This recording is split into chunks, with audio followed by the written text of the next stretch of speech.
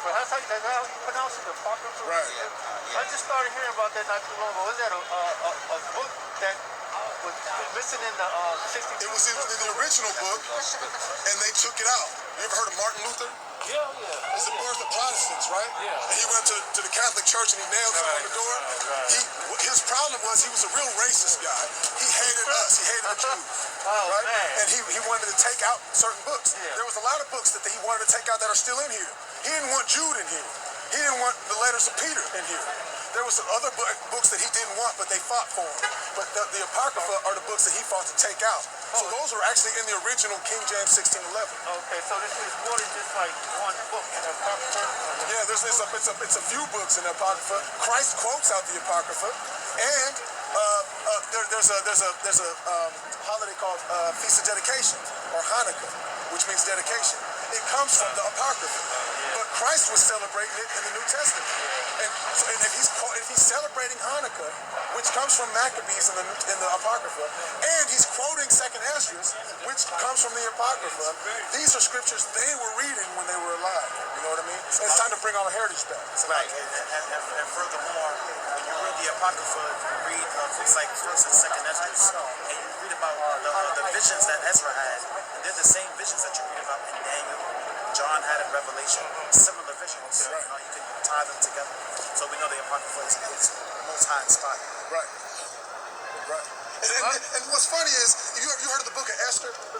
Yes. Go to the Book of Esther in your Bible. Chapter 10 ends in 3 verses. But the rest of those verses are in the Apocrypha. You know what those verses inspire? Those verses inspire us to get together and unite against the other nations. That's why they don't want this Apocrypha out. Esdras is the Greek way of saying Ezra.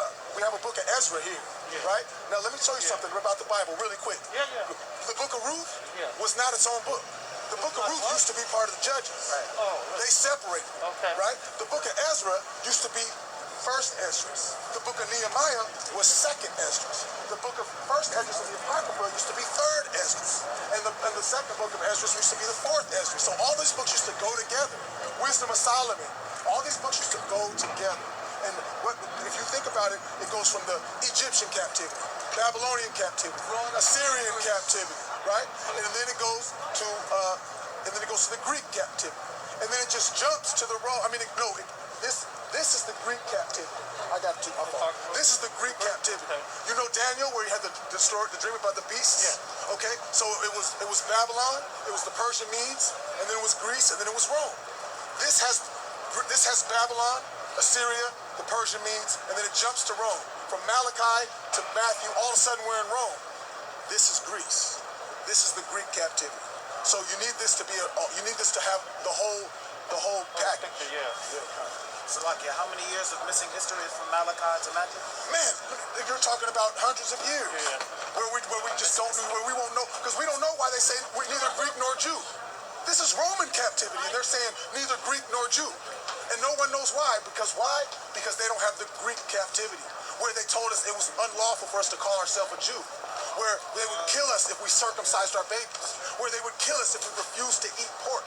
This is the Greek captivity. They were wicked, wicked people.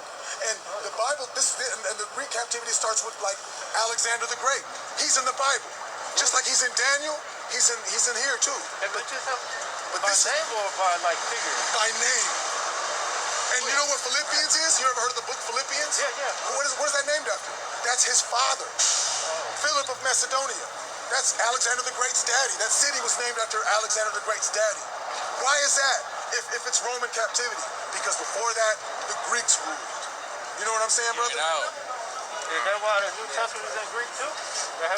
That's why, because all of our people were out speaking Greek. So a lot of that New Testament you go back to, it's in the Greek. And I could go deeper to say it was originally written in Hebrew, but we ain't gonna go that deep. You go to the original Greek, yes. That's why, because the Greeks were, all those areas you went to, that's Greek. Corinth, right? Ephesus. These areas were Greek-speaking people. There were our people living like Greeks, just like we talk English here. No wonder we're so lost, man. That's why we're so lost, brother. You absolutely right, man.